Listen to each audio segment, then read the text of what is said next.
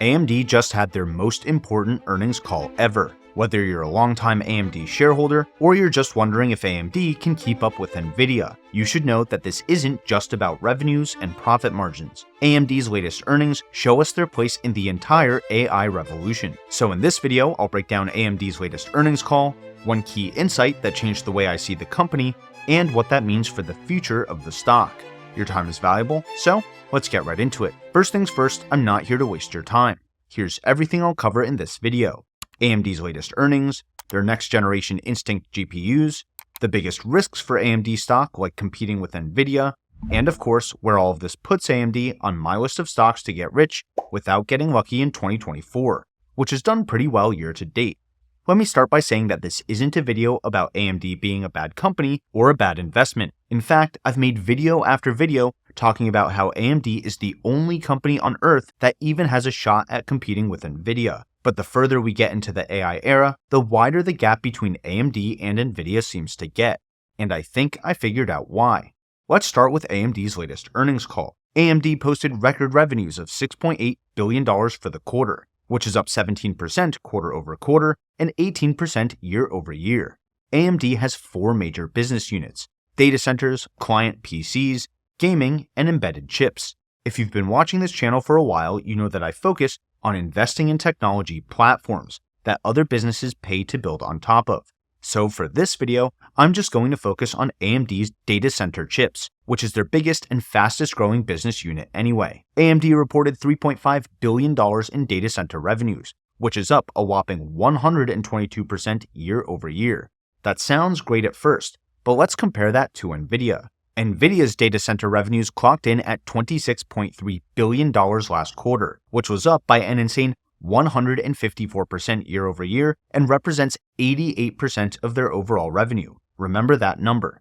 Nvidia's data center revenues are 7.5 times bigger than AMD's, and they're growing 25% faster. But why is that? Well, Nvidia's Hopper GPUs are the current industry standard for both AI training and inference, which is why companies like Google, Amazon, Microsoft, and Meta platforms are buying hundreds of thousands of H100s at a time. In fact, Elon Musk and the team behind xAI set up a supercluster of 100,000 NVIDIA H100 GPUs earlier this month, with plans for another 50,000 H200s in the near future. And as a side note, it's pretty amazing that Elon's team built the entire supercluster in just 19 days, when it would normally take 3 or 4 years. Are we already at the age of clusters of 200 and 300,000 GPUs? The answer is yes. And then the first of all, acknowledgement of achievement where it's deserved.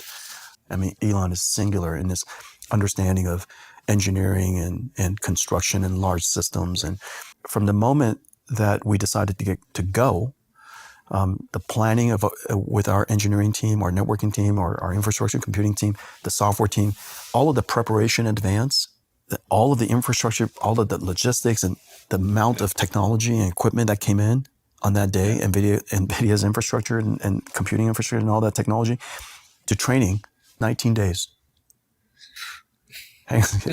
You know what? You don't want. Did anybody sleep? That's huge for AI investors because it could mean even faster AI adoption for enterprises and even larger GPU orders now that the entire industry knows how fast these superclusters can come online and start training on mountains of data. And speaking of data, I found out that dozens of online data brokers were selling my personal data. And if you're getting lots of spam phone calls, texts, or emails lately, they might be selling yours too. That's why I joined Delete Me, the sponsor of this video. Delete Me is a hands-free subscription service that will remove your personal information from hundreds of online data brokers. You just sign up, enter your information, and let their experts get to work. They've reviewed over 38,000 listings for me so far. And after 7 days, you'll get a detailed privacy report that shows everything they've done. I just got my 6th report, and Delete Me found hundreds of pieces of my personal information across 47 separate data brokers. Not just my name and address, but my mom's and my fiance's too. But here's the best part. They keep scanning these websites even after they remove my information. And I get my own privacy advisor if I want to talk to a real person and make a custom removal request. So if you care about your data and your family's privacy, you can get 20% off any consumer plan with my code SYMBOL20 by going to joindeleteme.com/symbol20 or use my link in the description. And thank you to Delete Me for supporting the channel and keeping my family's data safe. Alright, so here's the big insight. NVIDIA's data center business accounts for 88% of their total revenue, and that revenue is tied almost exclusively to AI. On the other hand, AMD's data center revenues only account for half of their total, with their client-side CPUs, gaming chips, and embedded processors making up the rest. On top of that, though, AMD's data center revenues are actually split between their Instinct GPUs and their EPYC CPUs, which obviously compete with Intel and not NVIDIA. So if we compare apples to apples, NVIDIA's revenue from AI accelerators is actually around 15 times bigger than AMD's. And the reason that NVIDIA is also growing faster is 88% of their total revenues are directly tied to their AI ecosystem, compared to just 25 to 35% of AMD's revenue, depending on how much AMD's EPYC CPUs are benefiting from this AI boom. Said another way, for every dollar I put into NVIDIA stock, 88 cents are directly exposed to AI. But for every dollar I put into AMD stock, it's more like 25 to 35 cents. That's a big difference in terms of exposing my portfolio to the overall AI market. And just to be clear, AI is one of the only markets that matters for AMD right now. The PC market actually shrank during the pandemic and has been growing by low single digits ever since. 35% of AMD's total revenues come from PC CPUs, GPUs, and gaming chips, and those revenues are still lower today than they were back in 2022. Compare that to the global artificial intelligence market, which is expected to almost 11x over the next 9 years. That's a compound annual growth rate of over 30%, and the market for data center accelerators is expected to more than 5x by 2032, or grow 24% per year for the next 8 years. That's another reason I'm so focused on data centers and AI infrastructure. Earlier this year, I said that AMD could become a serious competitor to NVIDIA for two key reasons. First, NVIDIA's chips were seriously supply constrained, with wait times of up to a year or longer, giving AMD a chance to take meaningful market share. And second, NVIDIA's data center infrastructure ran on InfiniBand, which meant that most Ethernet-based data centers weren't making big investments into NVIDIA's hardware ecosystem at the time. But over the last few quarters, NVIDIA fixed both of those issues by seriously ramping up Hopper and Blackwell production, as well as coming out with Ethernet-based networking solutions. In fact, $3.7 billion of NVIDIA's revenue came from AI networking products last quarter, which is still more than all of AMD's data center revenues today. Now that AMD doesn't have those two big tailwinds, it just comes down to how their GPUs stack up against NVIDIA's. So let's talk about that next. The MI300X is AMD's AI accelerator that directly competes with NVIDIA's H100s. It's designed for more memory-intensive AI workloads, like running large language models with huge context windows or generating video clips. That's why companies like Microsoft and Meta Platforms buy these chips to run AI models like GPT-4 and Llama 3.1. And when AMD released the MI300X, they claimed it performed around 30% better than NVIDIA's H100s. But here's the problem. AMD released these chips more than a year after NVIDIA released the H100, which means the biggest cloud service providers and supercomputers were already reserving NVIDIA's H200 GPUs by then. And just a few weeks ago, AMD's CEO Lisa Su announced the MI325X. Today, I'm very excited to launch MI325X, our next generation Instinct accelerator with leadership generative AI performance. MI325 again leads the industry with 256 gigabytes of ultra-fast HBM3E memory and 6 terabytes per second of bandwidth. And when you look at that across some of the key models, we're delivering between 20 and 40% better inference performance and latency on things like Llama, Mistral, and Mixtral. The 8GPU version features 2 terabytes of HBM3E memory and 48 terabytes per second of aggregate memory bandwidth, enabling our customers to run more models as well as larger models on a single MI325 server. When you put all of that capability together, what you see is that MI325 platform delivers up to 40% more inferencing performance than the H200 on Llama 3.1. And a lot of people also are doing training. And when you look at training performance, We've made very significant progress on optimizing our software stack for training on a growing number of customers. And what you see with MI325, we have excellent training performance that's very competitive compared to the competition. So AMD's MI325X competes with NVIDIA's H200 GPUs. And just like last time, AMD's chips appear to outperform NVIDIA's by 20 to 40% for inference and offer at least the same performance when it comes to training, at least according to AMD's early benchmarks. That means if AMD can beat NVIDIA on price, they're offering some serious performance per dollar, just like with the MI300X. It's also worth pointing out that AMD was making $0 on these data center GPUs just 1 year ago. So building a multi-billion-dollar business that competes directly with NVIDIA in 4 quarters is an incredible achievement. That's what I was betting on when I put AMD on my list. The challenge is that NVIDIA's Blackwell GPUs are coming out in a few weeks. And remember, Blackwell isn't just a GPU. It's an accelerated computing platform. Chips based on the Blackwell architecture will go into self-driving cars and robots, not just data centers and supercomputers.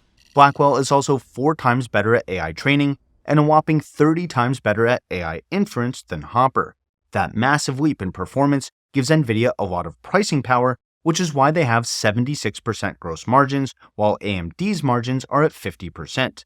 That's a pretty big difference. And by the time that AMD has an answer to the B100, NVIDIA will be close to launching their already announced B200 chips. We know from NVIDIA's investor presentations that they've moved to a 1-year release cycle between architectures, meaning Hopper to Blackwell, and then Blackwell to the Rubin architecture that Jensen already announced at Computex earlier this year.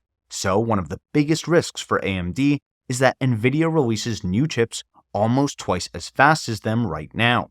Another big risk for AMD is spreading themselves too thin. Even though this video focuses on data centers, AMD makes CPUs and GPUs for gaming PCs, custom chips for video game consoles, and has a big embedded chip business thanks to their acquisition of Xilinx. Together, those business units account for almost 50% of AMD's revenue. Remember, for every dollar I put into NVIDIA stock, 88 cents are directly exposed to AI. But for every dollar I put into AMD stock, it's more like 25 to 35 cents. That leads me to the third risk for AMD, which is the innovator's dilemma. AMD recently partnered with Intel to form an industry advisory group around the x86 CPU ecosystem. I'm not saying that x86 is going away anytime soon, but most major chip designers are leveraging the ARM architecture more and more. NVIDIA's Grace CPU is ARM-based, so are Google's Tensor processing units, and Microsoft's Cobalt chips, and AWS's Graviton processors.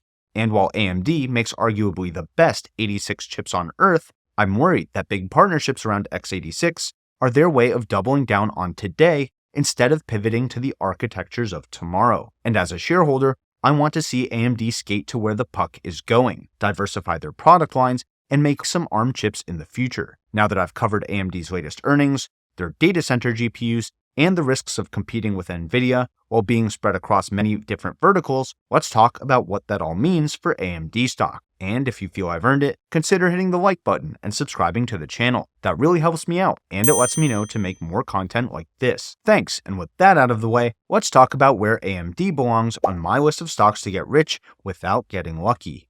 One of the big reasons I put AMD on this list at the start of 2024 was to own the entire enterprise AI accelerator market. That's one way this entire list of stocks works together and why I think it performed so well. But as time went on, it became clear that NVIDIA can solve their biggest challenges faster than AMD can take advantage of them. On top of that, AMD is spread across many more low-growth markets, like PCs, game consoles, and embedded chips. Only about a third of AMD's revenue comes from AI accelerators today, and NVIDIA's data center revenue is 8 times bigger and growing faster. Once I realized that I can get around 3 times more direct AI exposure for every dollar I spend on NVIDIA stock than I do from AMD, it really changed the way I value both companies. And this is why it's so important to understand the science behind the stocks. As a result, I'm moving AMD down 2 spots on the list. That doesn't make AMD a bad company or a bad investment.